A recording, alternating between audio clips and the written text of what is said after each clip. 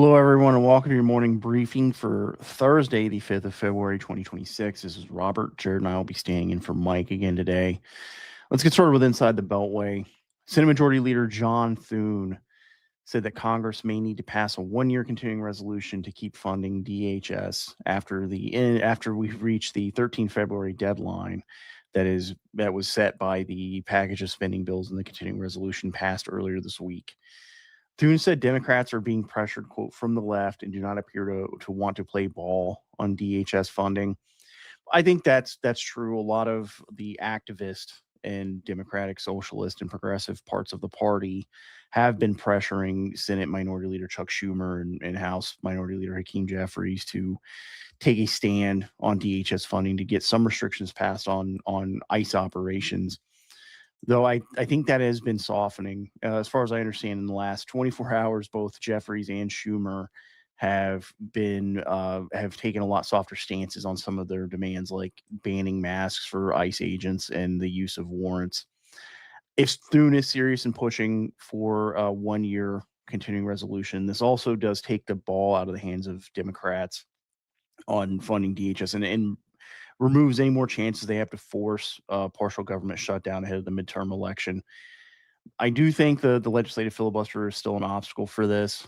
Thune has publicly opposed it recently. After Rep. Luna from here in Florida announced that supposed deal she had for the Save Act.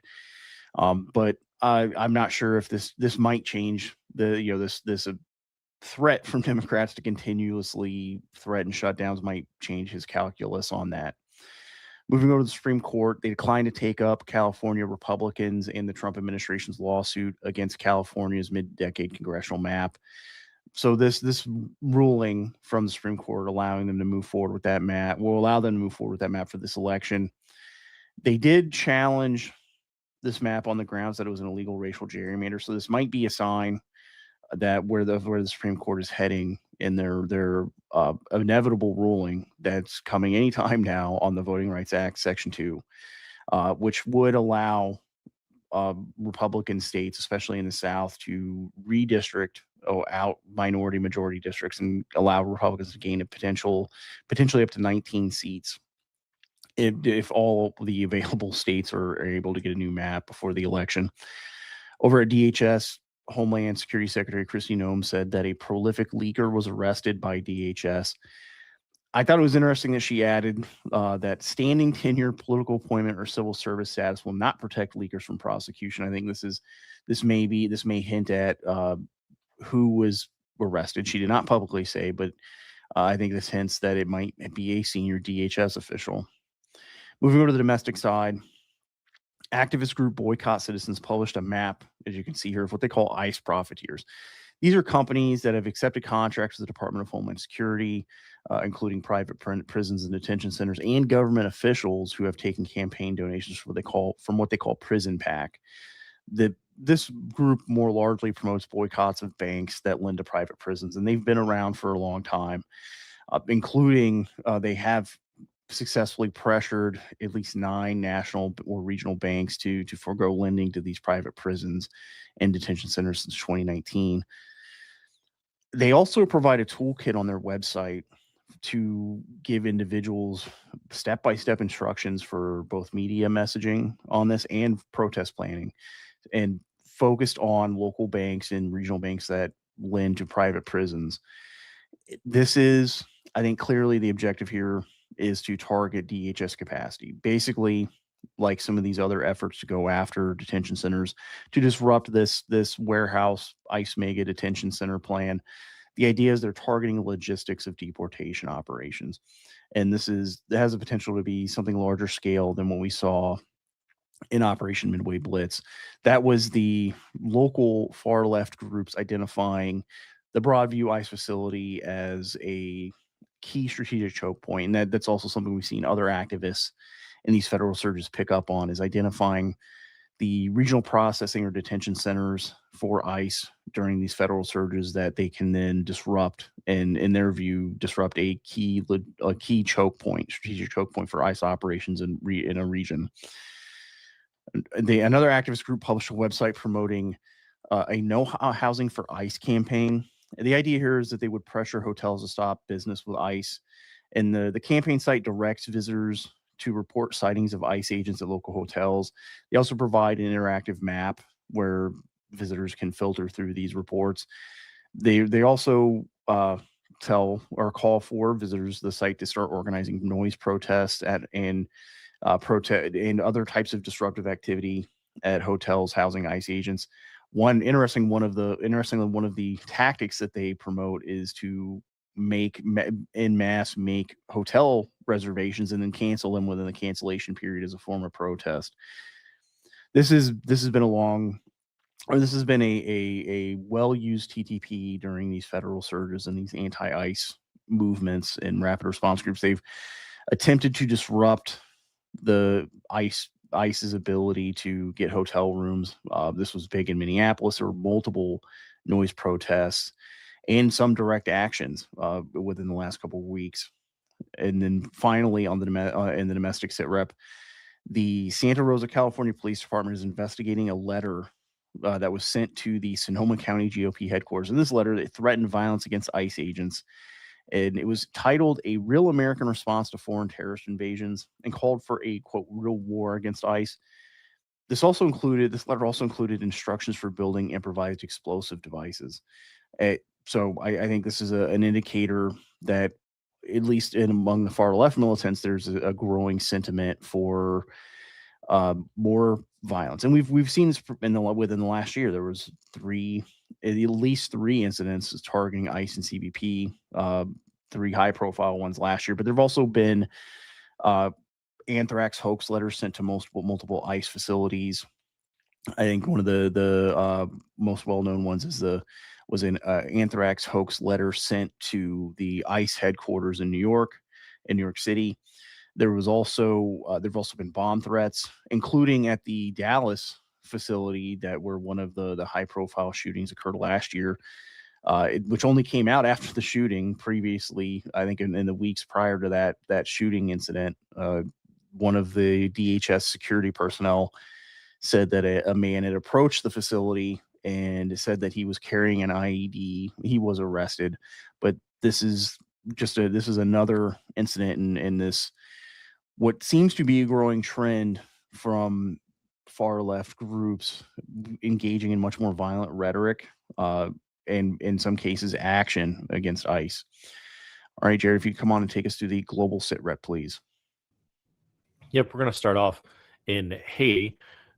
Local Haitian media claims that a U.S. military aircraft arrived at one of the airports near Port-au-Prince yesterday. Now, they further claimed that the aircraft is going to patrol Haitian skies during the power transition from the Transitional Council to the Prime Minister this weekend. This is in addition to the three ships that we covered entering the capital there earlier this week. Colombian President Petro also announced the elimination of several members of the National Liberation Army, or ELN, yesterday, and promised that all makers of violence will meet a similar end. The Clan del Golfo, which is another cartel down there and also a designated foreign terrorist organization by the United States, they suspended peace talks with Colombia that have been going on for about 10 years due to reports that some of their personnel in the United States had actually been identified during the Trump-Petro meeting as well. This marks a pretty sharp turn from Petro's recent actions, or really inaction, on the cartels down there. Much closer to home, Raytheon announced a massive increase in production rates for Tomahawks, AMRAAMs, which their air intercept missiles, and SM-3s and SM-6s. All of these are what they're saying they will grow 2 to 4 times their existing production rate. Now, they didn't release a timeline on this, but they did say that their AMRAAM production rate has actually already doubled from 2024 to 2025. So I think this is well on its way to actually happening. And lastly, big news out of the State Department yesterday: the U.S. held its first critical minerals ministerial, and this was attended by 54 national delegations and the European Commission. And this is all to end China's dominance on the industry.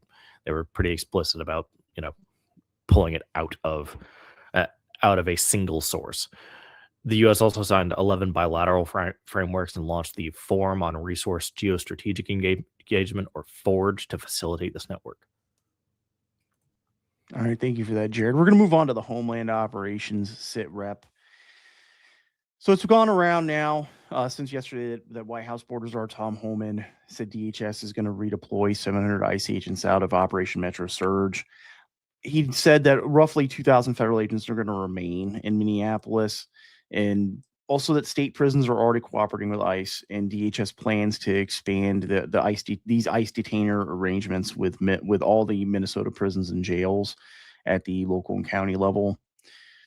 This is being framed, I think, inaccurately as a retreat by the Trump administration, but this is still a huge deployment in remaining in Metro Surge. I don't think this is accurate. If Minnesota officials are actually cooperating, it means fewer agents are necessary for security and crowd control. So I think they're likely to be deployed to other surges. There has been from local and state officials in Ohio saying that Springfield was expected to begin this week. I've also seen reports on the ground from activists and protesters that give the impression that Homan is actually quietly cracking down on quote unquote legal observers and these rapid response groups, and that deportation operations and immigration operations in Metro Surge are at least as aggressive, if not more aggressive, than they were under CBP official or commander at large Greg Bovino. While he has been publicly signaling a softening of tactics, but that does not appear to be what's happening on the ground. I do think the Trump administration is continuing to effectively engage in mass deportation operations while saying publicly that maintaining publicly that they're going after the worst of the worst. They've not announced any new federal surges, so I haven't seen an announcement for the Springfield or Columbus, Ohio surges that are expected. But this past week, Virginia Governor Abigail Spanberger did end what's called a 287G agreement with the state police and state prisons in Virginia. What this agreement does is allows local police and one part of it allows local police to receive special training, and then they can effectively be deputized by ICE to conduct civil immigration enforcement. This is also the agreement they use for prisons and jails where they will honor these ICE detainers and hold illegal aliens until ICE can show up and process them. They are considering a bill. Actually, Virginia Democrats are considering a bill to ban this at the local level, because right now, any local police agencies or sheriff's departments that have these 287G agreements are maintaining them. But this bill would ban that. I think if they do go through with that, we could see Virginia become the next state that sees a federal surge if these 287G agreements go away, because these were all done under the former governor Glenn Youngkin, the Republican, and that had at the broader level, the Trump administration. There's these questions about why is the Trump administration going into these Democrat-controlled states and major metros like Minneapolis, and not the red states where there are a lot of illegal immigrants. Well, the truth of the matter is, these red states are abiding by 287G agreements. They're entering into 287G agreements. They're assisting ICE on the ground. They have local officers who have been deputized under this 287G program and are conducting enforcement themselves. So there have been a lot of arrests and deportations coming out of red states. That's not necessarily true in these sanctuary jurisdictions. So that's why there are more aggressive operations on the ground. So as this changes in Virginia, I think it's likely we see some major city in Virginia become one of the next sites for a federal surge. All right, Jared, let's move on to questions and answers, please. If you could queue up a couple questions. From Pauly Shortcut, SCOTUS had clerks sign NDAs. What is the significance of that? Is there precedent? Well, I've seen a couple of legal experts that I follow touch on that. It might have to do with the Voting Rights Act ruling, and they don't want a leak. as we saw with the Dobbs ruling during the first Trump administration. That was the one that overturned Roe v. Wade. So yeah, that could be related to the VRA ruling, and they are trying to prevent any leaks of that ruling coming out, which might be an indicator that they are preparing to strike down, or another indicator they're preparing to strike down Voting Rights Act Section 2. Next question, please. From Bad Wabbit. So the violence we're starting to see, the roadblocks, et cetera, does that change us from a color revolution to an insurgency now? No, I think we're still in the organized resistance phase. This is not an insurgency. Would look more like, rather than local far left militants in Minneapolis setting up roadblocks and wearing black bloc and doing these direct action demonstrations at hotels where ICE is at or at the federal building. It would be IED attacks, complex ambushes on local police. So we're not in that insurgency phase. Next question, please. From Thomas Jefferson, what are the long-term strategic goals of the different domestic revolutionary groups? We're going to save this one because this is Mike has a lot more insight into, for obvious reasons, he's been tracking these groups for a long time. He has a lot more insight into the different groups, but this is also probably effectively an intelligence product in itself. Next question, please. From Frozen Nomad, I've seen relatively little recent news about the Ukraine war. Is there anything worth mentioning on the current state of affairs there, either the war or the peace talks? No. I mean, they're having peace talks right now, and they just agreed to a prisoner exchange. But I mean, how many times have we seen them go for peace talks and then they're unproductive? So, short, no, there's nothing. All right. We'll give you guys a couple seconds to get some more questions in. Okay. I think. Anything new on the Panama Canal? Everybody over on the beta site got to see that Moody's said there will not be a credit issue with this, which was kind of a concern for Panama. It doesn't really affect Americans too much, but there's not going to be too much legal fallout there. And the Chinese are blustering, but there's not. They keep saying they will. What's it? They use their flowery language to do it. They're saying they're going to protect their property there, but that doesn't normally amount to much. They'll issue a strongly worded letter, but it's not like they can project power over there. I am keeping an eye out on it to see where the transfer happens. For now, I'm expecting Panama to have a public-private local company handle port ops until something bigger can be figured out. All right. We'll give everybody a couple more seconds to get some questions in, but I did see a comment from Frozen Nomad. I find it amusing in a twisted way that in putting up roadblocks, the anti-ICE people are rediscovering the value of borders and walls.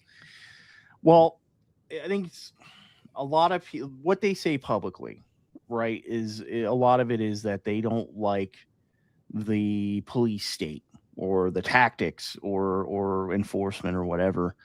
In reality, especially far left militant people, maybe not the ideologically committed anarchists, but your Maoists, Maoist Red Guard groups, the different Redneck Revolt, John Brown Gun Club, and in the activist groups, they don't dislike police enforcement necessarily or that type of enforcement.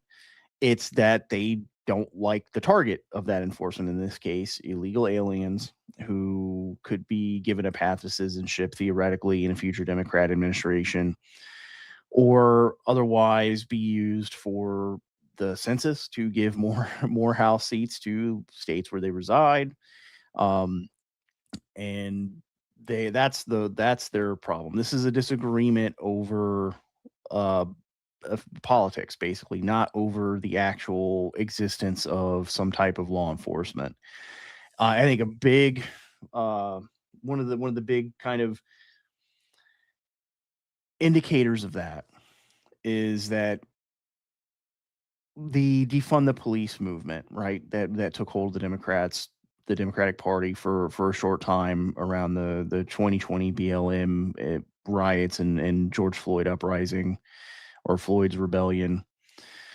The prior to that prior to that, there was still this kind of defund the police movement and this push for body cams, especially during the Obama administration. But Democrats would say that they want to defund the police, focus on social workers or whatever. But what they were doing through these consent decrees with the DOJ were effectively federalizing a lot of local police departments.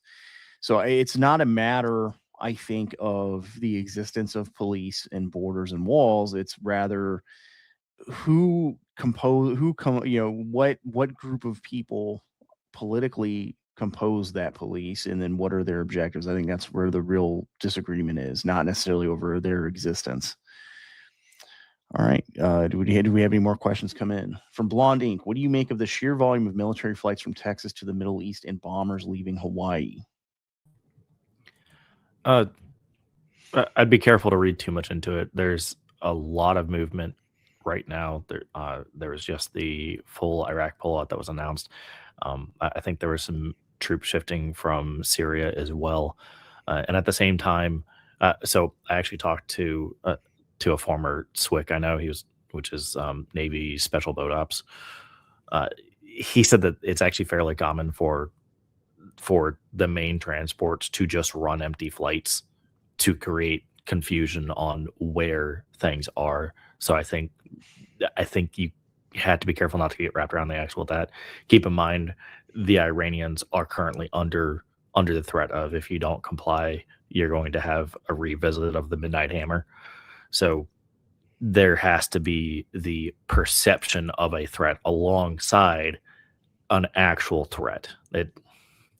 It's kind of a big game, but I don't think we're planning an invasion, if that's what you're getting at, but there has to be the perception that Iran is not coming to the table with any kind of strength. All right. The next question, which is also for you, from Wolfpack 2046. Is there anything good reporting on large PLA mobilizing around Beijing? Reports of gunfire and explosions in the aftermath of Zhang Yuqia CMC purge? Yeah, so with the rumors, we've discussed this a few times, I have no good way to verify that there are troops there. Just, it's all dependent on Chinese media, which is frequently faked anyways, or just taking advantage of not being able to speak the language. And both sides producing media are either pro Chinese Communist Party or anti Chinese Communist Party, with no middle ground. Both sides are pushing, hey, our side is totally winning. They're the anti-CCP ones are the ones pushing there's a coup in Beijing. With the PLA's announcement of loyalty to Xi, I do not see a coup as feasible at this time. That is what he needed to actually secure power, is the military to be on side. And it did take a little bit for it to come out, but it did come out.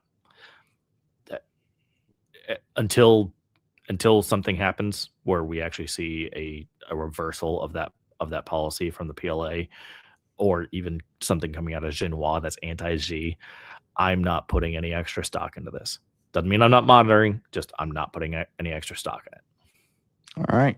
Next question from Frozen Nomad. Continuing the China-Taiwan conversation from yesterday, in a Taiwan conflict, what domestic actions and measures would you expect to be carried out in their country? I'm assuming China. Okay, that reads to me like Taiwan, because let's just say I'll both. answer for both. Which, yeah. For China, you're going to see a crackdown on dissidents, which they've already been ramping that up anyway. We will see a lot of troop movement specifically to Fujian, which is the province right across from Taiwan. But I think we're also going to see there's going to be a much harder crackdown on preventing people from fleeing, and we have seen some of that. Like, it is harder for people to try to get out of the Chinese system. Inside of Taiwan, due to the opposition parties' recent actions, I do think we're going to see a political crackdown there as well. You don't get the frozen census for you. You don't get the KMT saying, "Oh yeah, we're going to have Chinese rejuvenation," and then not see a crackdown on them, because that's exactly what the Chinese are saying. Which, being the Chinese Nationalist Party, that's what KMT stands for. You expect that from them. They just don't want it to be under the CCP. But Taiwan has also been ramping up drills inside of their capital to prevent A, takeover of the capital, and B, decapitation strikes. Anybody that's over on the beta site and even our old website, you can find that on our military tracker map. I've got both of the recent ones up. They've been running them constantly, and as more happens around there, I will continue to report that, because I think that's an important marker. It's just any individual one is not itself as important. All right. Next question from Bad Wabbit. Expanding on Frozen Nomad's question, what domestic actions do you expect to be carried out in our country? Well, there's the obvious, as we talked about yesterday, agro-terrorism, which I think there are indicators that China has already been carrying out inside the United States, the biggest one being the citrus industry. But there have been other efforts like the wheat blight and the roundworm stuff coming out of Michigan. That fruit fly that was headed toward like the cherry production capital of the United States last year. The other obvious avenue is cyber attacks targeting critical infrastructure. I think, though, one of the things I consider in that is China doing that. I think the United States would view as being above the threshold for armed conflict, frankly, because I think my understanding of the position of the U.S. government on cyber attacks is that my impression is that anything that ends with like a mass casualty event is considered above the threshold for armed conflict. A mass cyber attack on a critical infrastructure would likely end in that. And I think even without a mass casualty event, bringing down multiple power grids across the United States, or bringing down water treatment plants in mass across the United States, anything like that, would be considered above the threshold for armed conflict. And I would think China would have to consider that if they were to conduct a mass cyber attack, even with the difficulty of attribution. But I will caveat that with one event. December 2024, as the transition between the Biden and Trump administration was happening, Chinese officials, allegedly, according to some Biden administration State Department officials, effectively threatened to do this. So I think that is an indicator of two things. One, the United States would assume that China did it. Right, like the attribution, the way attribution works is it's based on TTPs, tactics, techniques, and procedures that these different persistent threat groups use to access and basically do network reconnaissance, access closed networks or protected networks, and potentially disrupt infrastructure. But I think it's also an indicator that maybe China does not consider that a mitigating factor, and they think the United States would be deterred by that. I think that's a miscalculation. I think the United States would consider one of these things, something like a ramp up in agro-terrorism, or effectively agro-terrorism, and a mass cyber attack as being above the threshold for armed conflict, which makes this a very high risk situation. As far as the United States response, I think there has been a push for the United States to gain a much more offensive capability and take a much more offensive posture on cyber operations. That's been something coming out of the DoD for the last few months, and other parts of the U.S. government is building up that offensive capability. I think with the idea of using that as a deterrent, that there would be a second strike capability for a mass cyber attack. Right.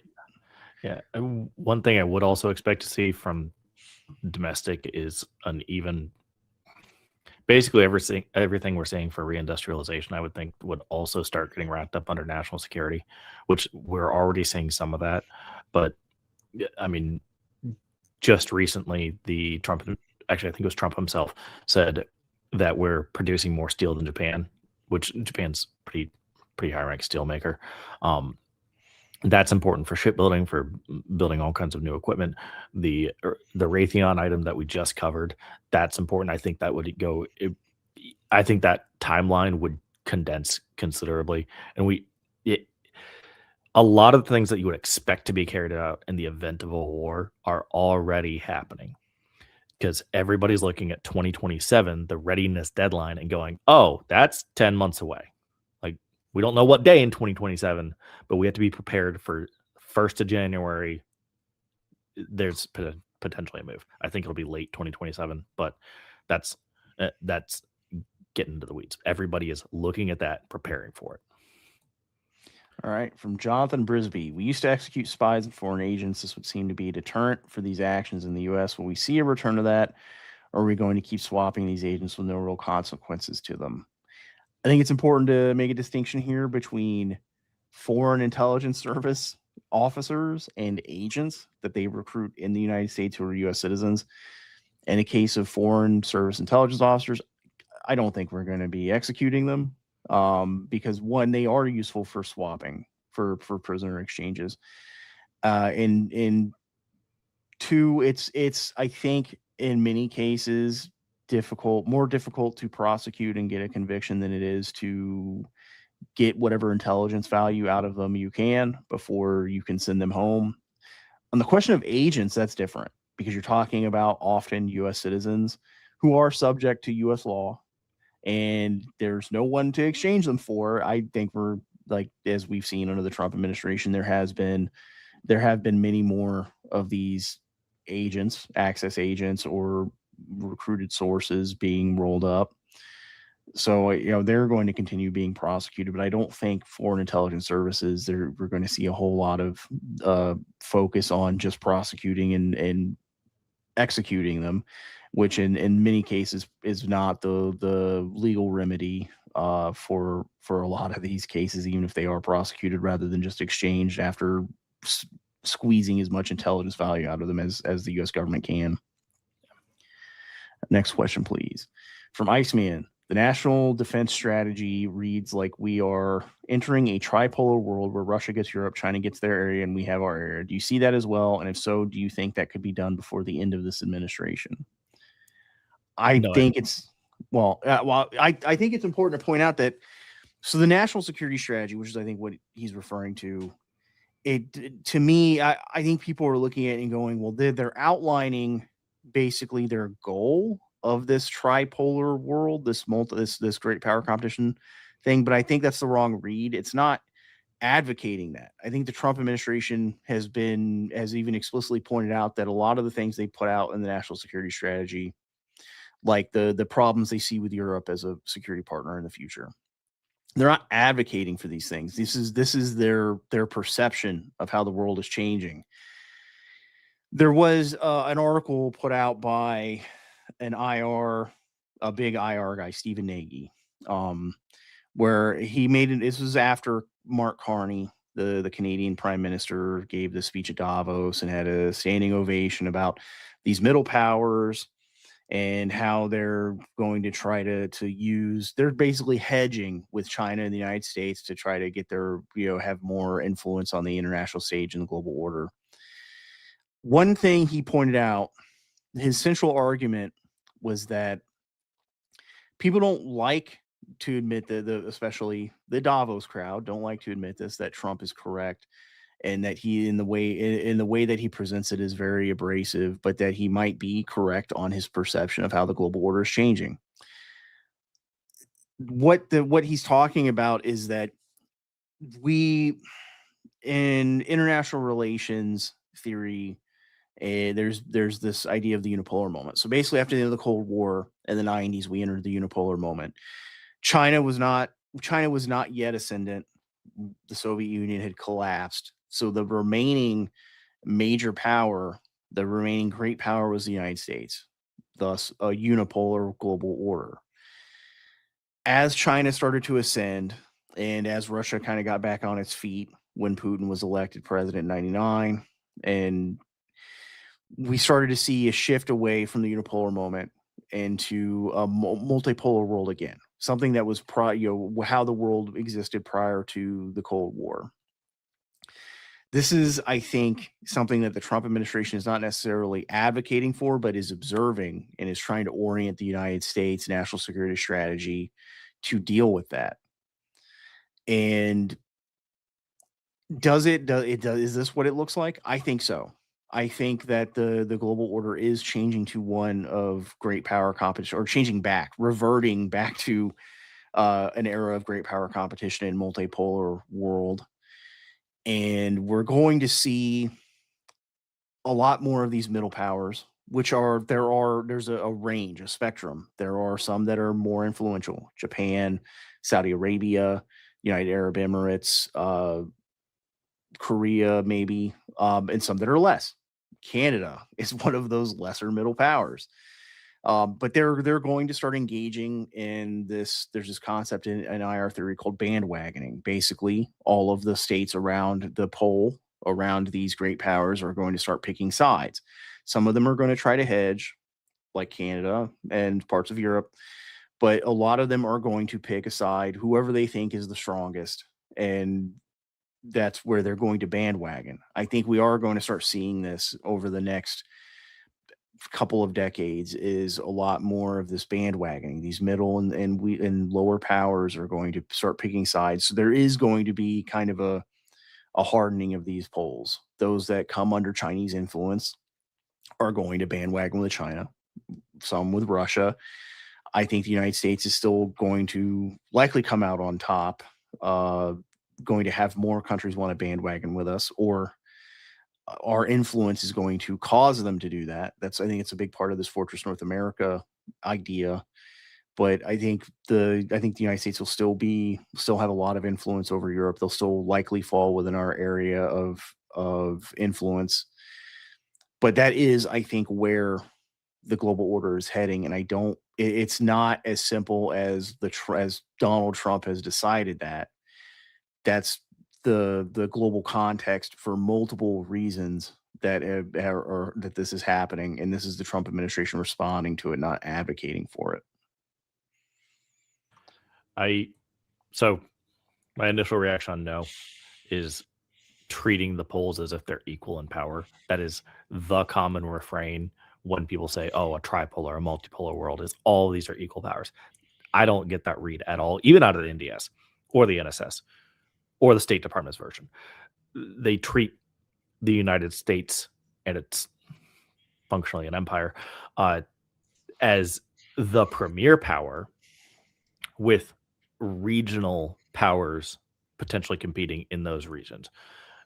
China is a rising power, but being perfectly frank, it does not have the ability to be even competitive with the United States on the world stage. It doesn't have, like, the biggest thing you're gonna need is a Navy that competes with the US Navy. And as much as we have said the Navy needs to improve itself, it's still by a wide margin the premier Navy. As much as it has degraded, it's still the premier Navy. The Chinese only recently achieved a blue water Navy status, and that is a technicality, not something they actually have in practice. That limits the idea of a tripolar world. So does China get their own area? Yeah, but what is the definition of that? If you look at the territorial disputes, even their recognized borders are in question. The same thing with Russia. Russia may get its own territory, but what does that mean? There are disputes on how big Russia actually is, and where those borders actually will fall, including with China. So I think reading, oh, we're heading into a multipolar world, absolutely. That's the historical norm. Will all the poles be equal? No, not even remotely. Um, and as far as will it be done before the end of the administration, I would say in some ways it kind of already is done.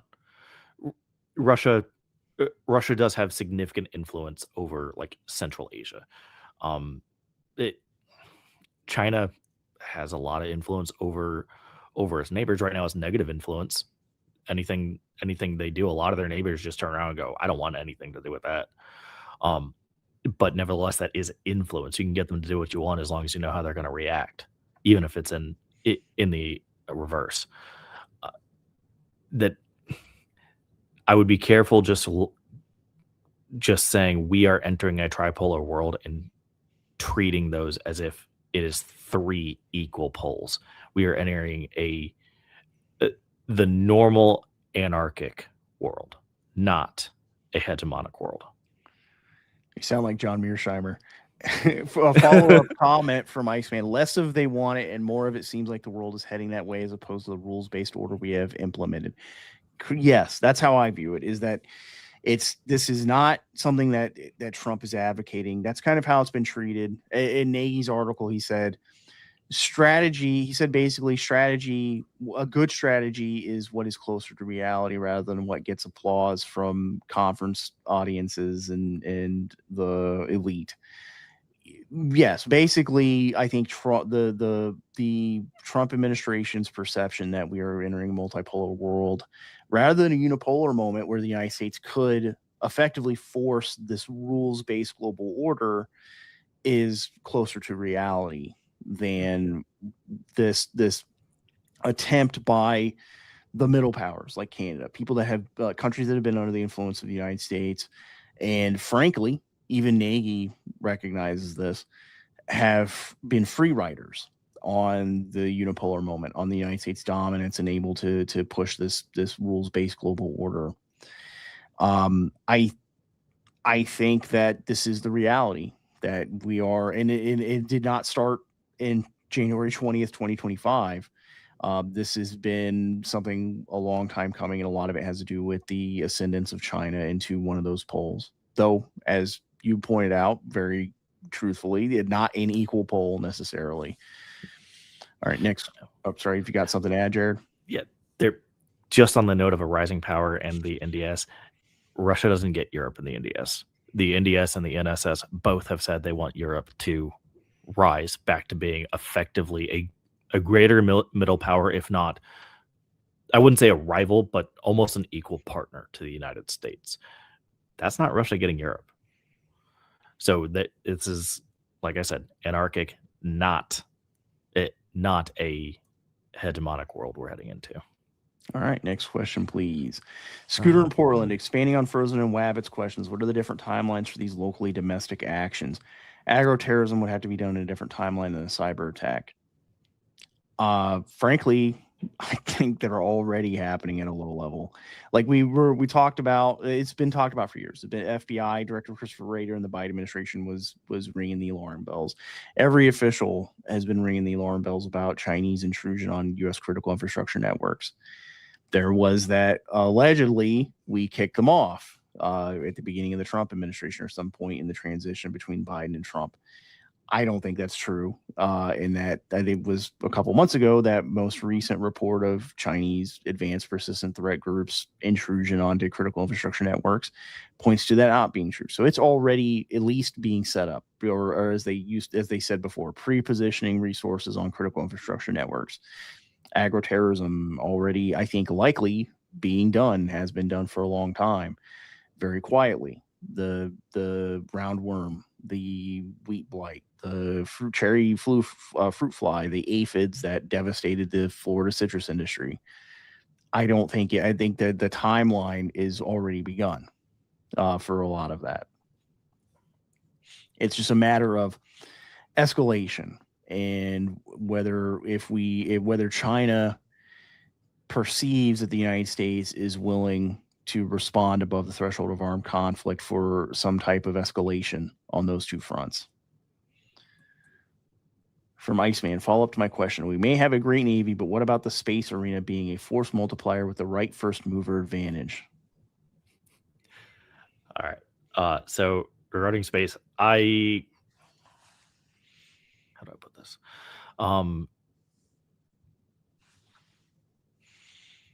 I'm confident in our space abilities, and obviously there's a lot of things that are not known.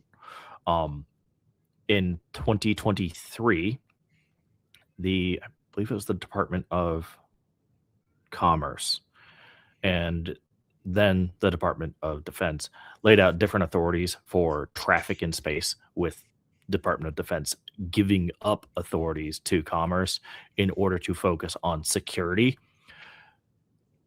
So I think, given a few of the technological advancements that we've already seen, specifically out of SpaceX and reusable rockets, I think the United States has an advantage, and a significant advantage at that can rapidly be exploited to ensure that it controls the entirety of the orbit.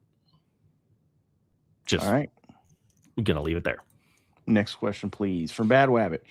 I've always considered India a wild card because they really could go either way. But India has huge numbers of citizens in the U.S. Do you see India becoming a global power? And then second question, do you think if India would be a partner with us against China? I don't think it'll become a global power, and I don't think India would China, or I don't think India would align with China. They've been at odds for, I mean, how many centuries? But at the same time, that doesn't mean that they're allied with us. India could just sit it out. That is always an option. And what that does is allow China to commit more troops to the Pacific and not have to focus as much on their land borders. That's really why India is being courted by the United States at all, is they want a credible threat to be on China's other border, because that's, I think it's 2,400 miles away. It would suck up a lot of resources for them. Well, and the base case is that they sit it out, I think, because during the Cold War, India was one of the leaders of the non-aligned movement. And of course, they were also being courted by both the East and the West. There was a huge public diplomacy, what's called public diplomacy, basically U.S. intelligence services and the State Department fighting over influence in India, and the Soviets were more successful. But the outcome of that was not necessarily India joining the Eastern Bloc and becoming a communist nation. It was they became the leaders of they became prominent in the non-aligned movement, which was what would have been called third worldism today.